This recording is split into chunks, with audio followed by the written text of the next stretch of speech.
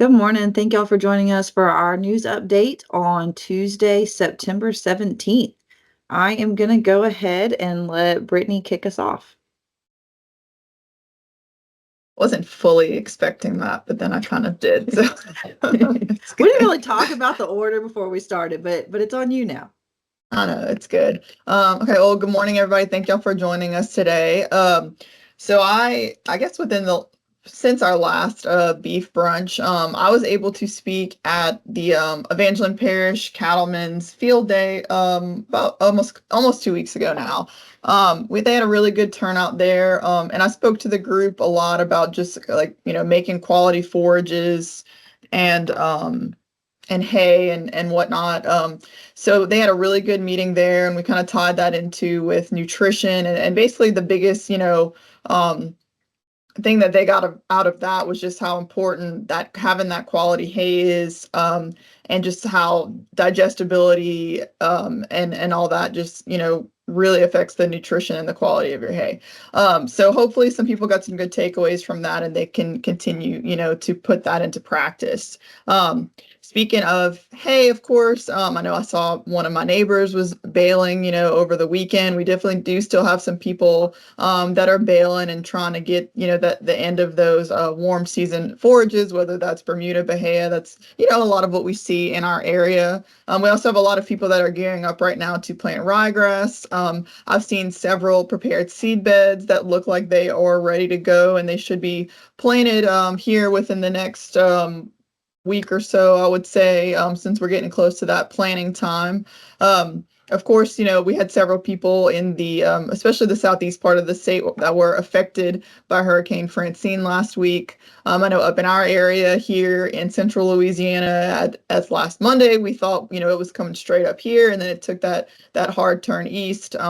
So we are, hoping people that were affected by that, that they were, able to, move their livestock out of the way, and get them to, dry land if they had any flooding. And we're, grateful in our area that we weren't affected too heavily by that. Also been seeing a little bit last week, came upon some armyworms in a couple of hay fields.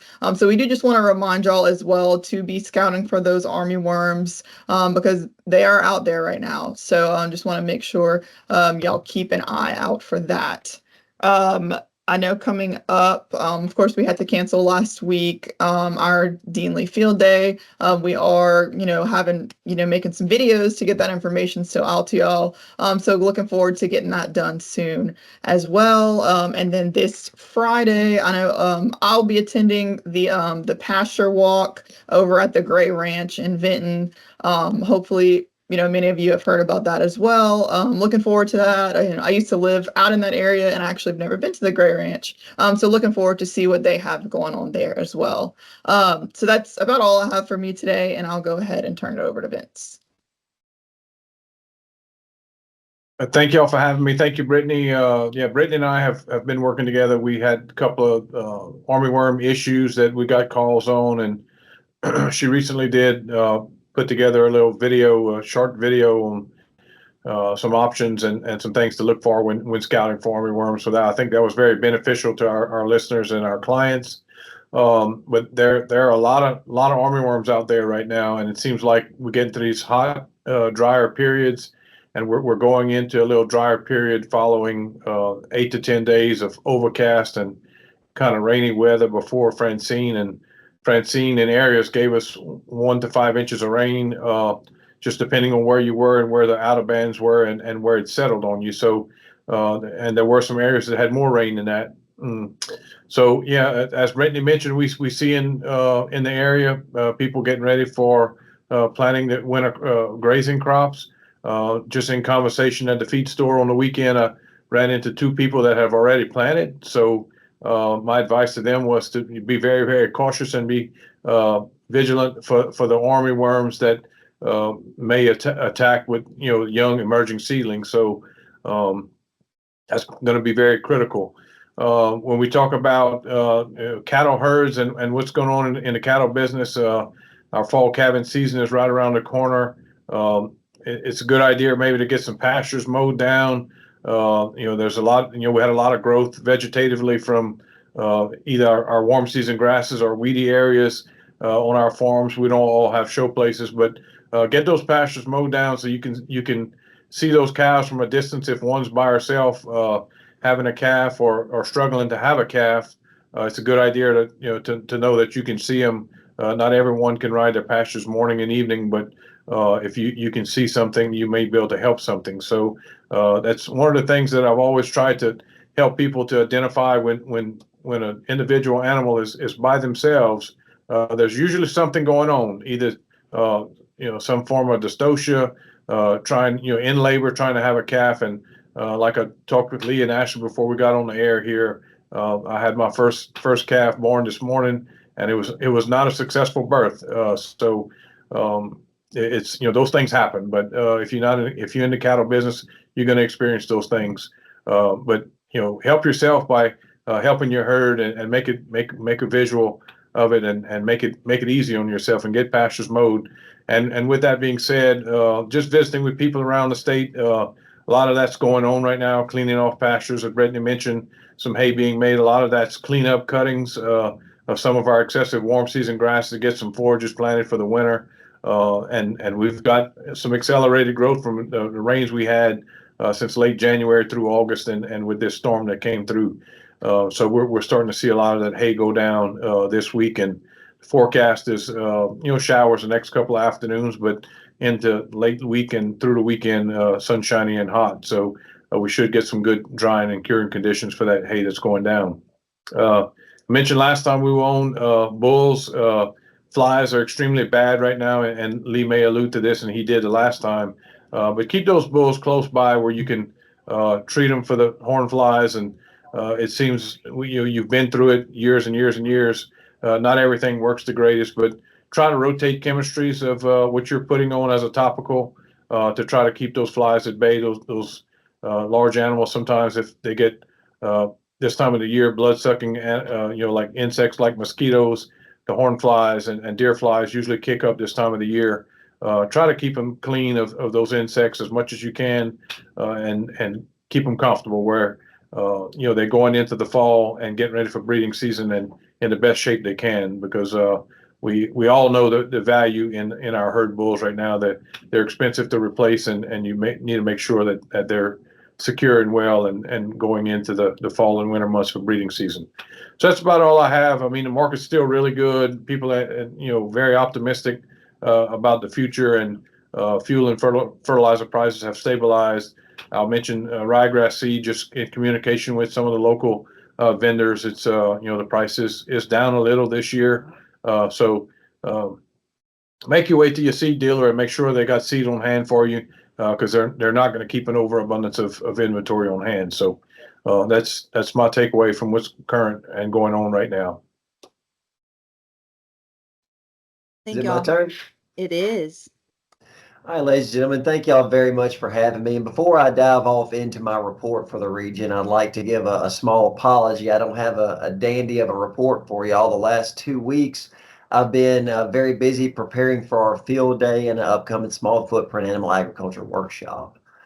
The field day, very excited about that. There's been a lot of interest across the region for it. Our RSVP numbers are kind of right in there where we would like to see them. We're going to have some representation from some of the FFA chapters coming in. So that's always great for producers to see, get to interact with the next generation of producers. That's always nice to see. And if it stays a little bit on the wet and soggy side, I imagine we'll have a good attendance from producers in the area that can't do anything else other than come to the field day at Gold Mine and see what's going on. So hay is kind of the name of the game going on right now. And it's a timely talk Dr. Vitavato and I have planned. I'm going to be discussing the importance of forage sampling and how to pull a forage sample, and also how to understand a forage analysis report. And Dr. Vitavato from that is going to discuss supplementing based on the quality of your stored forages. So pretty well every university has done research on this about the total input cost on carrying a cow through the wintertime or carrying a cow through the year. And we wind up spending almost half of our money on feed and stored forages for these animals. So anytime that you can reduce inputs, you can find an area where you can increase profits. So I think this is going to be a timely discussion. And also, as many of our producers are finding themselves running short of grass, we're looking at time to start feeding hay coming up sooner than we would like to admit. Then Saturday, we have got a small footprint animal agriculture workshop at the Ouachita Auditorium. People that have limited amounts of space but want to find some way of participating in animal agriculture, this is who this workshop is aimed at. I'm going to be discussing rabbits, poultry, swine, small ruminants, forage grazing, and also small scale cattle production. So I think it's going to be a great little workshop for us. All right, diving off into my report from the region. One thing we have working for us is temperatures have moderated somewhat. We aren't seeing these extreme highs anymore. Temperatures are typically topping out in the 80s to low 90s, which is a bit of relief from the triple digits that we were seeing just a few short weeks ago. We have enough heat there to finish out this last little cleanup cutting of hay, but one thing that is slowing growth down for us is our days are starting to get short on us, guys. And going into fall, that's something that we're going to continue to fight as our days start getting shorter. Our warm season perennials are going to start shutting down on us and slowing their growth rates. Another thing we got working against us on this cleanup cutting is we still have high levels of armyworm pressure. We started early fighting armyworms this year, it felt like, and it has continued all summer. And producers have had to swap up their game plan as far as controlling these armyworms in an economical fashion. So one big decision you got to make on this cleanup cutting is it going to be financially worth applying a pesticide to control the armyworms on what is looking like a moderately disappointing cleanup cutting of hay for many producers? Brittany talked a lot about the ryegrass planting season getting kicked off, and that is something that our producers are looking at up here as well. But we're kind of running into a little bit of a train wreck with our cleanup cutting of hay, needing to get it out of the way. That way we can get some ground prepared and also get some grass drilled, which we got some time on our sod planting. But let's pull this up right here. Annual ryegrass for planting on prepared seed beds. I would recommend planting September 20th to October 15th, and it is time to go on that. Now, if you're going to be overseeding or you're going to be drilling into your forage base there, you got till second week of October-ish. So you got a little bit of time if you're not going to be planting on a prepared seed bed. But the other things that we've got going on, calving season, like Vince alluded to, is right around the corner. We've had a few popping up here and there already, but we're about to be getting the swing of it. So make sure you're ready. Make sure you know where your OB chains are. Make sure you've got all your toys that you need to where you can quickly grab them if you see an animal that is in need of help and having some issues. Guys, that is pretty well it for the Northeast Region Report. Thank you. Lee will pass the baton on to you. Well, thank you, Ashley. I'm glad to be with with you all this morning. What great information is being shared. I don't feel like I even have anything really to contribute here. Maybe I should just do thumbs up every time Vince, Brittany, and Tripp say something I agree with. They hit on several points of which I agree with. These cooler temperatures are definitely a blessing. After a hot summer, it's always good to feel just a little bit of a cool down, even if the cool down is into the low 90s at times. It's very much appreciated both for man and beast. The rainfall from the hurricane was appreciated as well. I know it comes with a cost, and the folks that were in the path experienced damage and everything and flooding, and we just hearts go out to those that experienced that damage from the event. But what it brought to us was anywhere from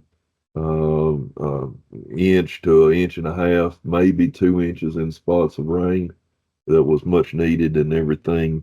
And the grass is responding. I think, like Tripp was talking about, we're seeing a little bit of growth, but the shorter days are getting us, as well as some cooler nights down into the 60s and such. We're entering a dry period, and there's going to be some people in the northwest part of the state trying to trying to finish up the hay cutting and, of course, getting ready to plant ryegrass. Seeing a lot of people finishing up shipping some cattle. The number of people penning and shipping cattle has greatly diminished as we've seen just a bit of a downturn in the market.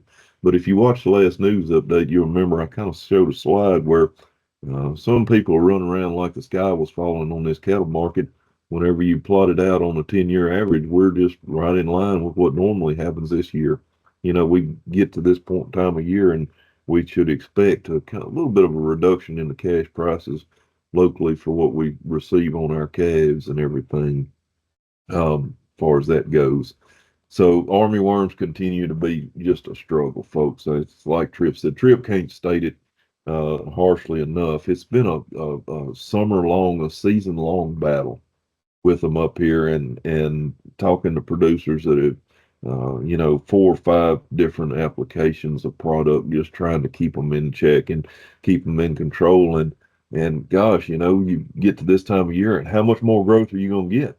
You get some people in a rock and a hard place, essentially, that have hay that may have 2-3 weeks growth on it, and it's not quite there as far as where they want to be on yield to cut it. Do they treat? Do they try to get the growth, knowing they're not getting the growth rates we were back even a few weeks ago? Tough decision to make, folks. That being said, I'll jump into the market report. I want to apologize. I didn't have a market report last news update, but I do now. Of course, won't have a percent change to track, and maybe that's a good thing, as we've seen this little brief downturn as far as our cattle markets go. And if you pay attention to the number of cattle being handled at these sale barns, you'll notice this that they've been staying mostly steady, and part of that is, folks, these prices are still good historically. And whenever I read you these quotes, if you keep it in perspective, it's pretty good. So that being said, I'll jump into it. So this is for the time period of September the 2nd to September the 16th. These are the average prices paid across the state. On the 500 to 600 pound steers, average of the prices was $2.08 per pound to $2.67 per pound. 5 to 6 weight heifers, $1.93 to $2.45. Cull cows, $1.05 to $1.45 per pound. Cull bulls, $1.29 to $1.69. Bred cows, the average of the high prices paid was $2,603.13. And the average high price paid for pairs is $32.35 and 71 cents. So, folks, we're still seeing, it took forever on this cycle of the cattle market to see the replacement cow cost edge up. We talked about it. Vince and I made several mention of it on these news updates, that they were still worth the money, that there were still some deals. Right back about 6 months ago, we talked extensively about it. Folks, those deals have much evaporated in the last few months, and we're starting to see these higher prices on these replacement cows. And, is now the time to buy replacement cows? That can be debated, and maybe we don't have the time on this news update to go into all the factors that affect that. I will say one thing. Vince and Tripp and Brittany both all alluded to fall calving being kicked off. It's kicked off in Northwest Louisiana. Folks, I love fall calving, and if you've listened to this news update any length, you know that I've touted the benefits of fall calving season, how much I like it. And folks, my belief in fall calving is doing nothing but strengthening here lately, especially with the market conditions and what we're seeing. And so if you want to have a conversation, folks, if you're calving year round, which there's no shame in it. There's a lot of folks that do.